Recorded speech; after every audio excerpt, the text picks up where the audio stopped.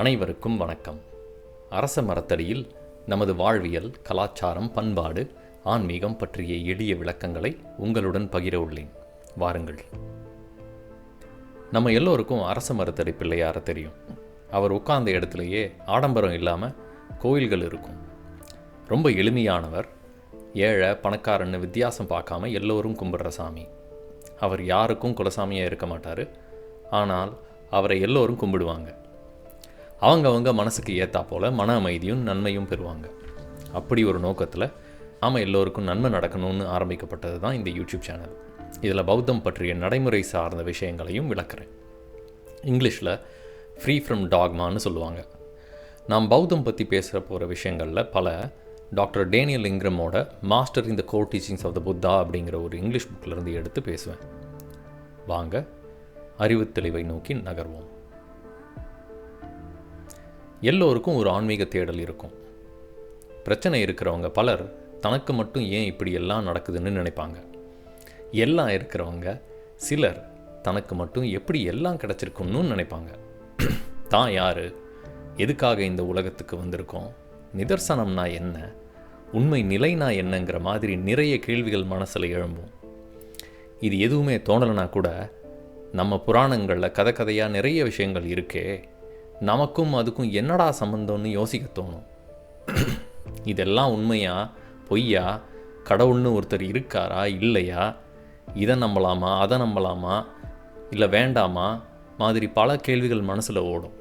ஃபிலாசபிக்கும் இதுக்கும் என்ன சம்பந்தம் இருக்கும், இது எல்லோரும் புரிஞ்சுக்கிற மாதிரி சிம்பிளான வழி இருக்கா, இல்லை எல்லோரும் செய்கிறது போல் ஏதோ ஒரு மத கொள்கையை எடுத்துக்கிட்டு போகலாமா, அது நாம் பிறந்த மதமா வேறு மதமா, இல்லை ஈவேரா பெரியார் மாதிரி நம்பிக்கை இல்லாமல் மேலை நாட்டு சிந்தனை தான் பெஸ்ட்டுன்னு போகலாமா, இதில் எது உண்மை, இதில் எந்த பாதையில் நிஜமாவே பதில் கிடைக்கும், எந்த பாதை வாழ்க்கையில் நெறிக்கொண்ட பாதை, எந்த பாதை நெறியற்ற பாதை, ஏமாற்று பாதை, அந்த நடிகரோட ஃபேன் ஆகலாமா இல்லை இந்த நடிகரோட ஃபேன் ஆகலாமான்னு சினிமாலேயே ஊறி போய் உளுத்து போன நம்ம மனசை எப்படி நேர்படுத்துறது, இது போன்ற விஷயங்களை எப்படி அணுகிறது. மேத்ஸ்லேயும் சயின்ஸ்லேயும் ஸ்கூலில் சொல்லித்தர்ற மாதிரி இதை ஏன் சொல்லித்தர்றதில்ல? அதுபோல் இதுக்கும் ஸ்ட்ரக்சர்டு கரிக்குலம் வடிவமைக்க முடியுமா? அதை குழந்தைங்க புரிஞ்சுக்கிற மாதிரி சொல்லித்தர முடியுமா? இதை கற்றுக்கிட்டா செஞ்சால் வாழ்க்கையில் செய்கிற வேலையில் பொருளாதாரத்தில் முன்னேற முடியுமா? டிவிலையும் ஃபோன்லேயும் அடிக்டாக இருக்கிற நாம் எப்படி தெளிவடைகிறது? இதையெல்லாம் தாண்டி கிடைக்கிற தெளிவு நிஜமாலுமே தெளிவாக இருக்குமா?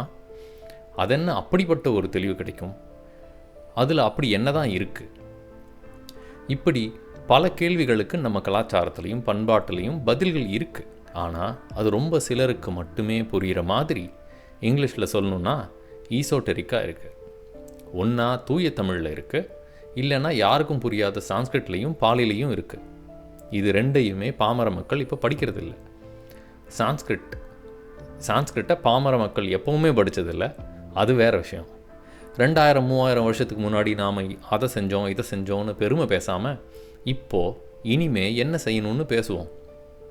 இதையெல்லாம் தாண்டி இந்த டெக்னிக்ஸை கற்றுக்கணுன்னா எங்கிட்ட வா, இதை செய் அதை செய், 5000 கொடு 10,000 கொடுன்னு சொல்கிற கூட்டங்களுக்கும் இருக்குது. அப்படி இல்லையா, எங்கடவுளை கும்பிடு, இந்த ஹோமம் செய் அந்த ஹோமம் செய், என்னோடது மட்டும்தான் ஒரே கடவுள், இதை தவிர வேறு கடவுள் எதுவும் கிடையாது, மற்ற கடவுள் எல்லாம் போங்கு சாத்தான் அப்படின்னு சொல்கிற கூட்டங்களும் இருக்குது.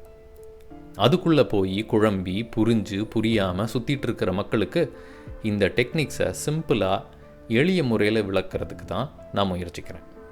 குறிப்பாக வழிகாட்டுதல் இல்லாத மற்றும் தேட விழையும் இளைஞர்களுக்காக இதை நான் முயற்சிக்கிறேன். நீங்கள் செய்ய வேண்டியது எல்லாம் 2 தான்.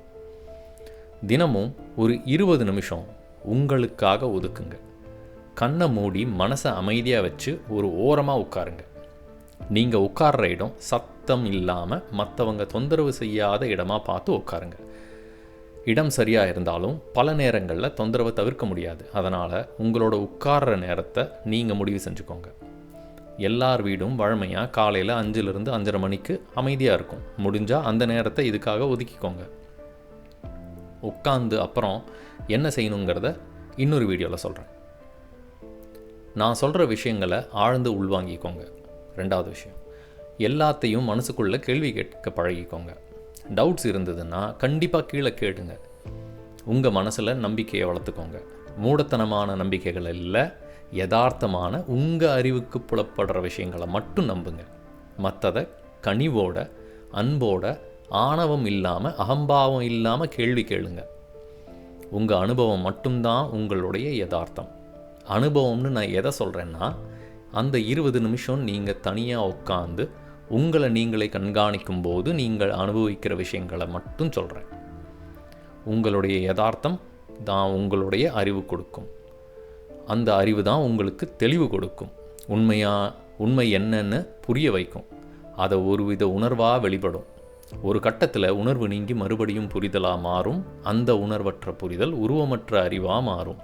அதை பற்றின உண்மையே நிஜமான உண்மைன்னு உணர்வீங்க. இதை தொடர்ந்து செய்கிறதுக்கு 2 டிப்ஸு.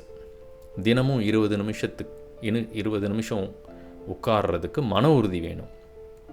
உட்கார்ந்தப்புறம் செய்ய வேண்டிய பயிற்சி சரியாக செய்யலைன்னா அதுக்கான பலன் தெரியாது. பலன் தெரியலன்னா அதனால் அடுத்த முறை உட்கார்றதுக்கு உங்களுக்கு ஒரு உந்துதல் இருக்காது, மோட்டிவேஷன் இருக்காது. அந்த மோட்டிவேஷன் இல்லாமல் 20 நிமிஷம் உட்கார்றதுக்கு உங்களுக்கு மன வலிமை வேணும். அது பொறுமையாக தான் வரும், பழக்கத்தில் தான் வரும். there is no shortcut. 2வது விஷயம், அன்பாக குணமாக இருங்க. கோபம், ஆத்திரம் போன்ற குணங்களை தவிருங்க. சும்மாவா சொன்னார் தலைவர், அன்பும் மரணம் உடைத்தாயின் இல்வாழ்க்கை பண்பும் பயனும் அது. நன்றி, மீண்டும் சந்திப்போம்.